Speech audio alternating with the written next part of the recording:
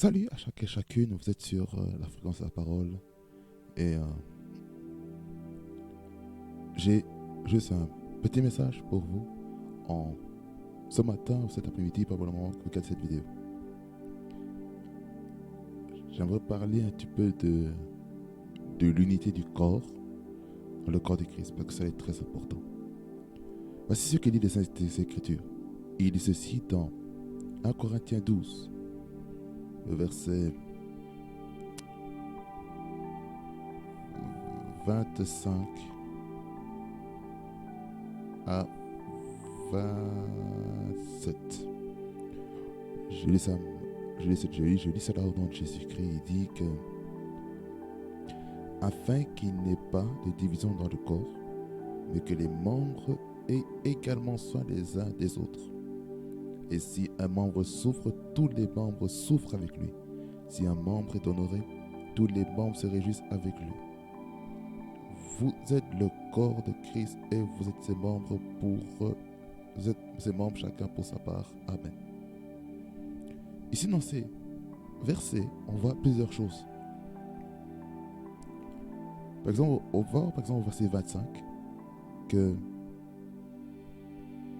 le Seigneur ne veut pas que dans le corps de Christ qu'il y ait la division. La division intra-église. Quand je dis intra, je parle des départements. Dans laquelle chacun est divisé avec des différents types de divisions. Le Seigneur ne veut pas ça. Le Seigneur veut l'unité. Le Seigneur veut qu'on puisse marcher main dans la main. Dieu veut qu'on puisse marcher dans la synergie. Dieu ne veut pas qu'on puisse marcher dans la division.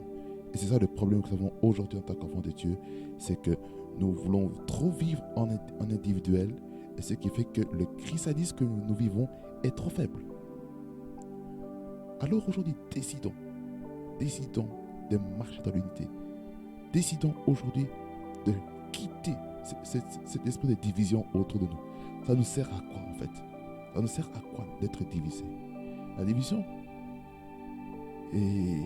va introduire le diable facilement. N'est-ce pas qu'on dit que diviser pour mieux régner? Lorsqu'on divise, les gens peuvent se profiter de ce chaos pour régner et continuer encore à se séparer. Parce que lorsque on est unis, ce qui se passe, l'ennemi n'a pas de place. Il ne peut pas venir nous tromper. Alors j'aimerais dire à quelqu'un aujourd'hui, décidez de ne pas vous laisser tromper par le diable afin d'être divisé avec votre prochain. Trop, c'est trop des divisions. Nous voulons l'unité. Nous voulons l'unité. L'unité dans les départements. Que ce soit en interne des départements et entre les autres départements de l'Église. Il faut l'unité. Sans l'unité, on ne pourra jamais aller loin. Sans l'unité, on ne pourra pas faire bouger les choses. C'est pourquoi il faut l'unité. Et ça va être très important. Afin qu'il n'y ait pas de division dans le corps. Est-ce que vous avez déjà vu dans le corps humain que la main ne veut plus rester là? Est-ce que vous avez vu les yeux qui veulent maintenant être aux pieds? Est-ce que vous avez vu l'oreille qui se trouve au niveau de la bouche? Non. Alors là, on devient des monstres. Et là, c'est problématique. Il faut faire très attention avec ça. Très attention. Alors, lorsqu'on lit vraiment ce passage, c'est très très clair et très explicite. Au verset 25. Afin qu'il n'y ait pas de division dans le corps, mais que les membres aient également soin les uns des autres. On voit de la place de l'unité, on voit de la place de l'amour, on voit de la place vraiment le fait de s'inquiéter pour les autres, pour voir comment les autres vont. Est-ce qu'ils ont besoin de prière? Est-ce qu'ils ont besoin d'une intervention spéciale? Alors dans ce cas, c'est primordial de prendre son téléphone et d'appeler, dire frère, soeur, est-ce que tu vas bien? C'est ça, l'unité dans le corps que je suis en train de parler ici. Et lorsqu'il y a ça, ce qui se passe aussi, et qu'au verset 26, On nous dit, et si un membre souffre, tout le monde, tous les membres souffrent avec lui. Est-ce que vous êtes déjà arrivé de vous couper les doigts ou vous couper une partie de votre corps et que tout votre corps est concentré vers la partie qui est coupée? Ah oui, c'est ça, l'unité du corps. Par exemple, en 2012, je m'étais luxé l'orteil. Je vous assure, tout mon corps l'a senti. Je mettais de l'eau sur la partie qui était blessée. Aïe, l'information remontait au cerveau qui disait, ah, là, il y a un problème. Et vu que là, il y a un problème, vous savez ce qui s'est passé? Vraiment, ce problème a fait en sorte que ça m'a vraiment ça m'a terrassé un peu. Pourquoi? Parce que j'avais mal. Et lorsqu'on a mal à la partie d'un corps, vraiment, on est vraiment terrassé. C'est ça le problème. Lorsqu'on a mal, tout le corps le sent. Lorsque on attrape un virus dans le corps, tout le système du corps est paralysé. Pourquoi? Parce que le corps est uni et on comprend que le corps est très important. Si un membre souffre, tous les membres souffrent avec lui. Quelqu'un dans l'église perd un membre de famille. Nous sommes tous affectés de manière comme les autres. Nous sommes tous affectés. Et c'est le meilleur moment de montrer l'amour envers notre frère, notre soeur qui a perdu un membre de famille. C'est très important.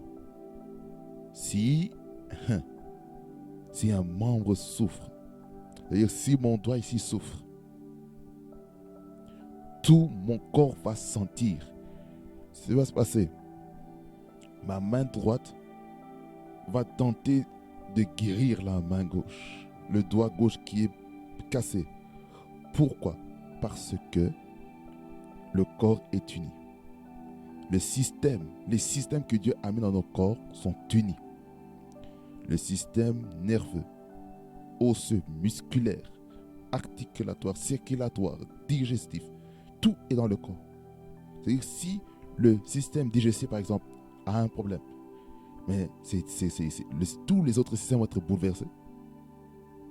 Voilà pourquoi il faut être unis dans le corps de Christ. C'est très important.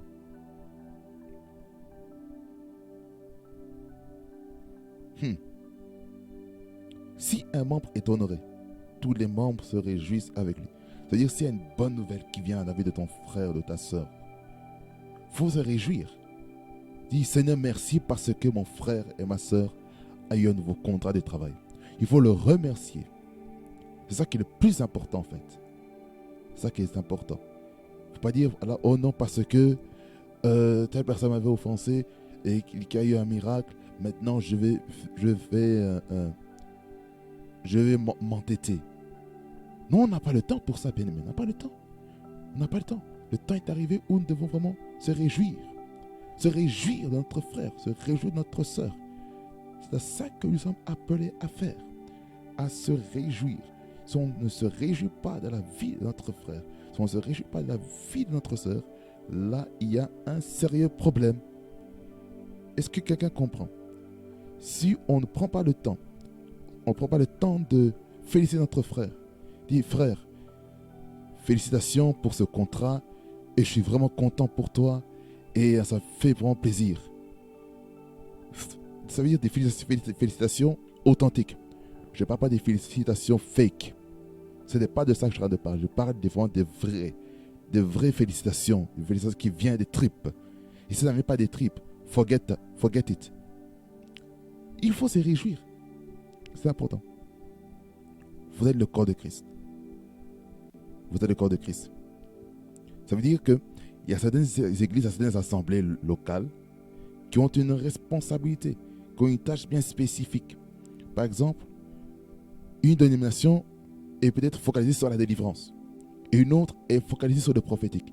Une autre est focalisée sur l'apostolat. Une autre est focalisée sur l'évangélisation. Une autre est focalisée dans l'enseignement. Une autre est focalisée sur la famille. Une autre est focalisée sur la sainteté. Une autre est basée sur la puissance du Saint-Esprit. D'autres sont focalisées dans tout ce qui est intercession. Donc, il y a plusieurs types de ministères, plusieurs fonctions. Certaines personnes qui évangélisent, qui prêchent la parole au travers des médias. Vous comprenez? Donc chacun a sa responsabilité, chacun a ses dons, chacun a ses capacités qu'il met à profit, qu'il met à disponibilité, à profit et à la disponibilité du corps afin que le corps puisse gagner en victoire. Alors, bien aimé dans le Seigneur, dans ce petit moment, je voulais juste vous encourager, vous exhorter vraiment à marcher dans l'unité. Marchons dans l'unité. Et lorsqu'on marche dans l'unité, le Seigneur va faire vraiment des grandes choses. Que le Seigneur vous bénisse abondamment et qu'il fasse beaucoup de bien. Et c'était notre programme de la fréquence de la parole de Prophète ce qui fait Quincy. Prophétise ce qui fait Quincy, la fréquence est près du trône de Dieu. Si vous êtes sur YouTube, likez, abonnez-vous, commentez et partagez autour de vous. Si vous êtes par exemple sur Instagram, abonnez-vous. Abonnez-vous sur Instagram et ça va faire beaucoup de bien. Si vous êtes sur Facebook, likez la page, commentez tout ce que je viens de vous dire. Et voyez ce que Dieu va faire avec vous. Parce que je crois que le Seigneur va faire des grandes choses avec vous.